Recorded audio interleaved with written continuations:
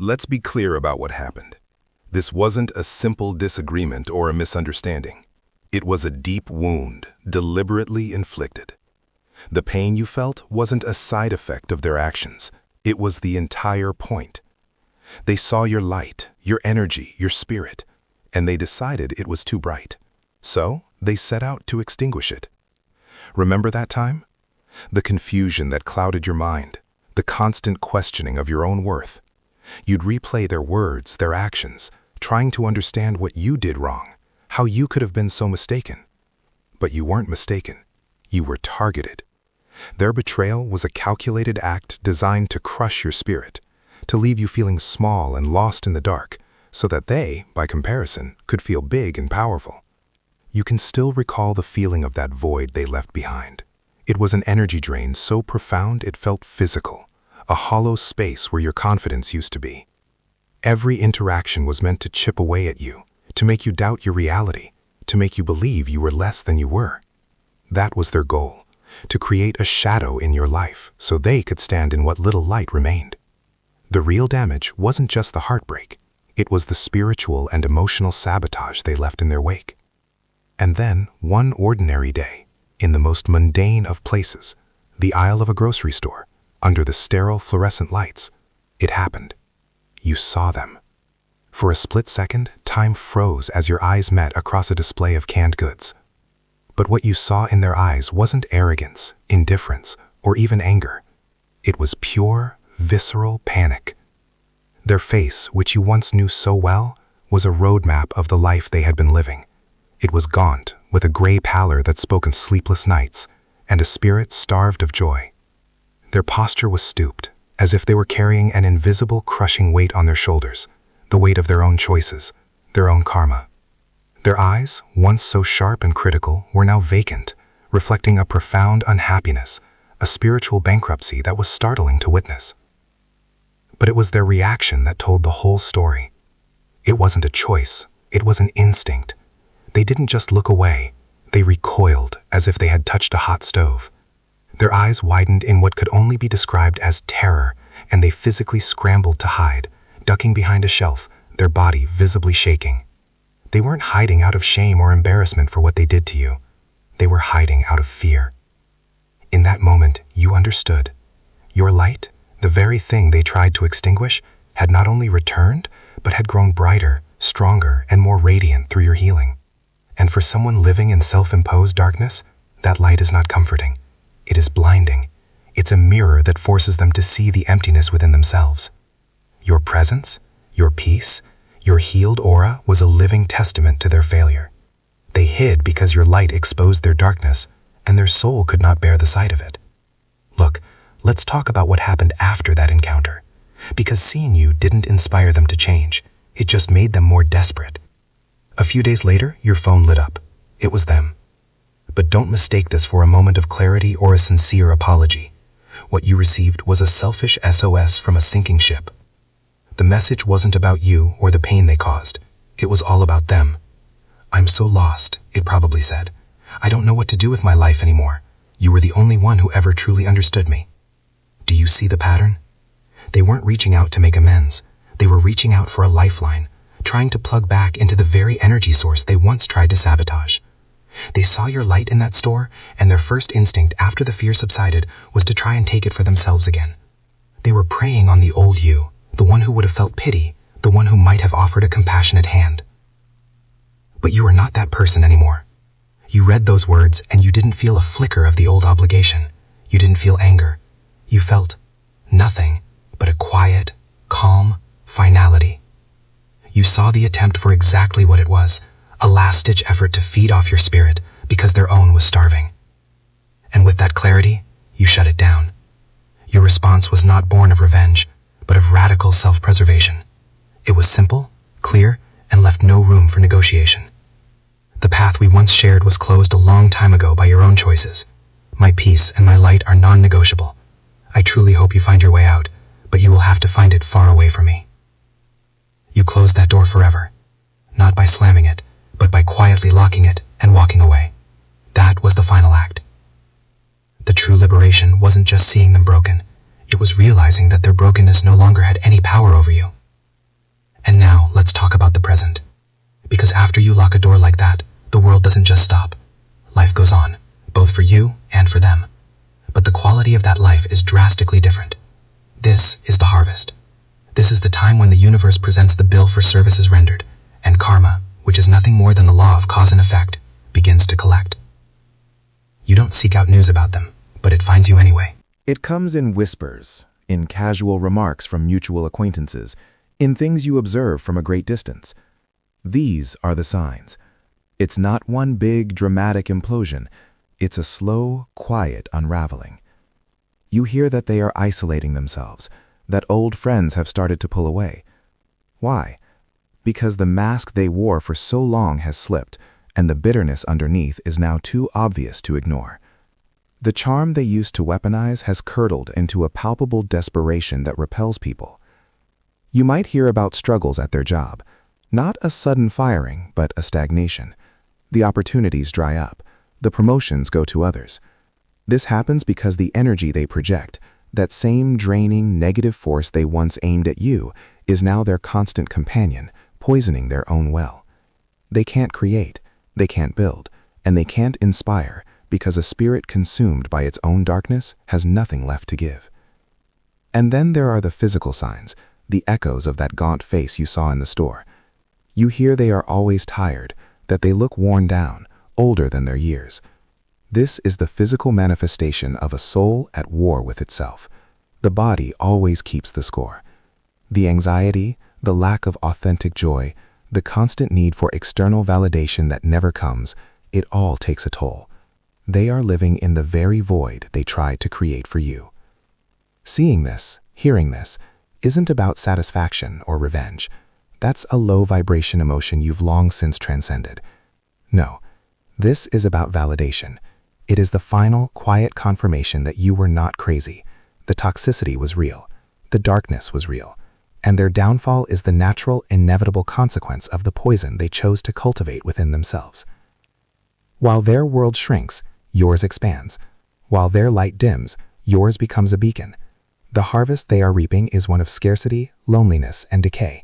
The harvest you are reaping is peace, growth, and a profound, unshakable connection to your own spirit. You are living proof that the light they tried to extinguish was in fact a fire they could never put out. Let's talk about what really happened, because it's important to name it. This wasn't a misunderstanding or a simple falling out. It was a deliberate and strategic act of spiritual sabotage.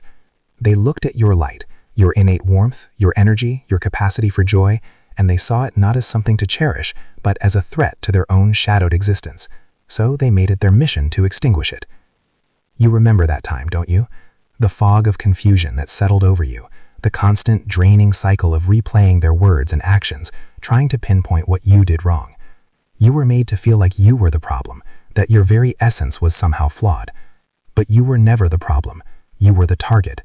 Their betrayal was a calculated campaign designed to crush your spirit, to leave you feeling so small and lost that they, by default, could feel big and in control. The emptiness they left behind was a physical ache, a void where your confidence used to reside. That was their goal, to create a vacuum so they could feed on what little remained. And then, after all the work you did to heal, to reclaim your space, to painstakingly rebuild that light from the inside out, the universe sent you a mirror. It happened in the most ordinary of settings, a grocery store aisle, a quiet street corner. Your eyes met, and in that split second, you saw something that years of questioning could never reveal. You saw pure, visceral panic. Their face, once so familiar, was a roadmap of the consequences of their own choices. It was gaunt, with a gray pallor that spoke of a spirit starved of light and a soul weighed down by their own toxicity.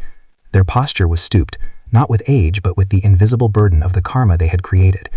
But the story was in their eyes. They didn't just look away, they recoiled as if your gaze had physically burned them. Their eyes widened in terror, and they scrambled, literally scrambled to hide behind a shelf, their body visibly shaking. You must understand the profound truth of that moment. They were not hiding out of shame for what they did to you. They were hiding in fear of what you have become.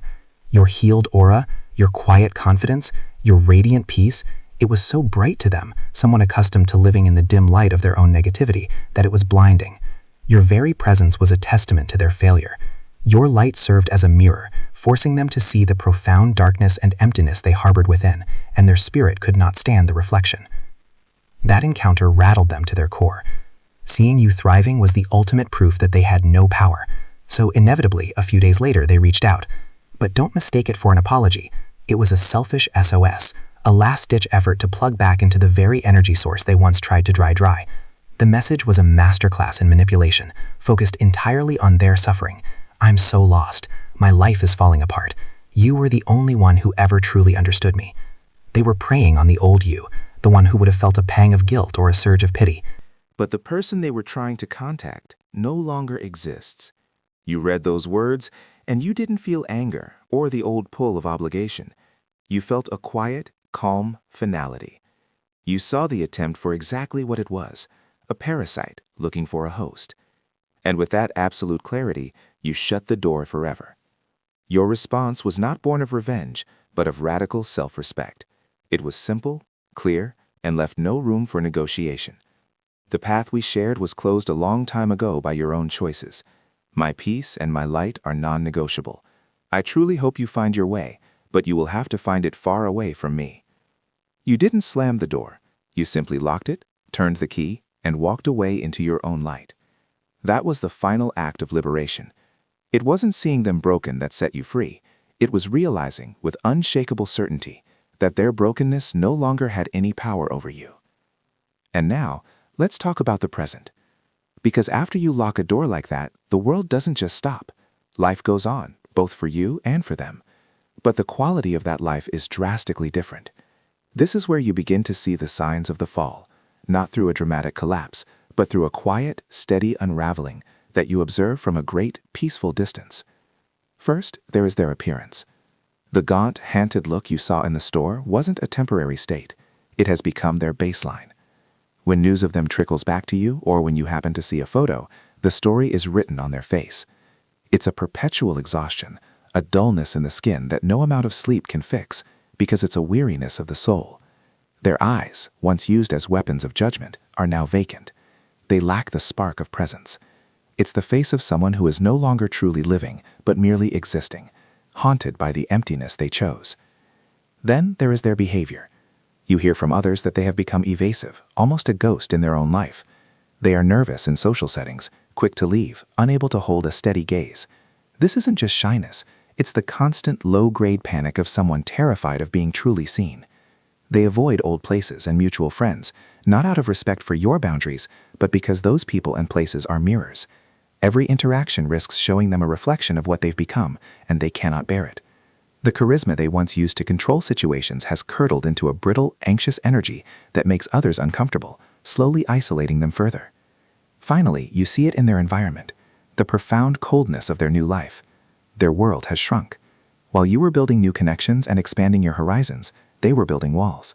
The life they project is sterile, lacking genuine warmth or connection. Their relationships are transactional. Their joys are superficial, because a spirit consumed by its own darkness has nothing authentic to give. They live in the very emotional scarcity they try to inflict upon you. They are profoundly, deeply alone, not because no one is around, but because they have alienated the one thing that could have saved them, their own light. Their downfall isn't a loud explosion, it's the silent, chilling echo of an empty room. And so we arrive at the future. This isn't a future you have to guess at. It's the one you have built, stone by stone, with every boundary you held and every moment you chose your own peace. The final point isn't an event, it's a state of being. For them, the future is a long, quiet echo of the emptiness you witnessed. The unraveling doesn't stop, it becomes their reality. They become a ghost haunting the ruins of a life they dismantled themselves. They will drift from one superficial connection to another, always searching for that spark of energy they can borrow, but never finding it, because healthy, whole people can sense the vacuum they carry. Their story doesn't have a climax, it just fades out. They become a footnote in the lives of others, a cautionary tale whispered among old friends about someone who just lost their way. They are condemned to live forever in the twilight they created, always looking over their shoulder, not for you, but for the reflection of their own choices. But your future, that is an entirely different story. The peace you fought for is no longer a fragile victory, it is the very ground you walk on. The light they tried to extinguish has become your sun. It warms you from the inside out, and it begins to radiate, attracting people and experiences that resonate with that same warmth and authenticity. You build relationships not based on need, but on mutual respect and genuine connection. Your laughter is free, your sleep is deep, and your heart is open, not recklessly, but wisely. And here is the true final point, the ultimate liberation. One day you will be going about your life, laughing with a new friend, working on a project you love, watching a sunset, and you will realize with a gentle start that you haven't thought of them in weeks, maybe months. Their name will cross your mind, and it will carry no charge. No anger, no sadness, not even pity. It will be like remembering a character from a book you read a long time ago. The story is over. The lesson has been integrated. Their punishment was never your responsibility. It is the natural consequence of a spirit that turned against the light. Your reward is not their downfall. Your reward is this life, the one you are living right now, filled with a quiet, unshakable joy. You didn't win a battle against them. You simply outgrew the battlefield. You walked away from the war and into the garden you were always meant to cultivate. And here, in your light, their shadow can never, ever fall again. Let's be clear about what happened. This wasn't a simple disagreement. It was a deliberate act of spiritual sabotage. They saw your light, your energy, your spirit, and decided it was too bright. So they set out to extinguish it, leaving you in a fog of confusion, constantly questioning your own worth. Their betrayal was a calculated campaign designed to crush your spirit, to leave you feeling small and lost in the dark, so they, by comparison, could feel powerful. And then, after all the work you did to heal, the universe gave you a sign. It happened in the most ordinary of places, a grocery store. Your eyes met, and in that instant you saw it. Not arrogance or indifference, but pure, visceral panic. Their face was gaunt, their posture stooped, as if carrying the invisible weight of their own karma. But it was their reaction that told the story. They didn't just look away, they recoiled, as if they touched a hot stove. Their eyes widened in terror, and they physically scrambled to hide behind an aisle, their body visibly shaking. You must understand, that wasn't shame for what they did to you, it was fear of what you have become. Your healed aura, your quiet peace, was so radiant that for someone living in self-imposed darkness, it was blinding. Your light was a mirror reflecting the emptiness they harbored inside, and their soul could not bear the sight of it. That encounter shook them to their core. A few days later, your phone lit up. It was a selfish SOS from a sinking ship. The message wasn't an apology. It was a plea centered entirely on their suffering. I'm so lost. You were the only one who ever understood me. They saw your light, and after the fear subsided, their first instinct was to try and take it for themselves again. They were preying on the old you, the one who would have felt pity. But you are not that person anymore. You saw the attempt for exactly what it was, a parasite looking for a host. And with a quiet strength born of radical self-respect, you shut it down forever. Your response was clear and final. The path we once shared was closed a long time ago by your own choices. My peace and my light are non-negotiable. I truly hope you find your way, but you will have to find it far away from me. You didn't slam the door, you simply locked it and walked away. That was the final act. The true liberation wasn't seeing them broken, it was realizing their brokenness no longer had any power over you. And then the moment will come. Because seeing you thriving didn't inspire them to change, it only made them more desperate. A few days later, your phone will light up. It's them. But do not for a second mistake this for a sincere apology or a moment of clarity. What you will receive is a selfish SOS from a sinking ship. The message will not be about you or the pain they caused. It will be entirely about them. Words like, I'm so lost, or my life is falling apart, or the classic, you were the only one who ever truly understood me. Do you see the pattern? They are not reaching out to make amends. They saw your light in that store, and after the initial fear subsided, their predatory instinct kicked in. They are reaching out for a lifeline, trying to plug back into the very energy source they once tried to sabotage. They are preying on the memory of the person you used to be, the one who would have felt pity, the one who might have offered a compassionate hand to their own detriment. But you are not that person anymore. You will read those words, and you won't feel a flicker of the old obligation. You won't feel anger. You will feel nothing, but a quiet, calm finality. You will see the attempt for exactly what it is, a parasite looking for a host because its own is starving. And with that absolute clarity, you will shut the door forever. Your response will not be born of revenge, but of radical self-respect. It will be simple, clear, and leave no room for negotiation. Perhaps you will write, the path we once shared was closed a long time ago by your own choices. My peace and my light are non-negotiable. I truly hope you find your way, but you will have to find it far away from me. You will press send and you won't slam the door. You will simply lock it, turn the key, and walk away into your own light. That is the final act of liberation. The true freedom isn't in seeing them broken. It is in realizing with unshakable certainty that their brokenness no longer has any power over you. I am free.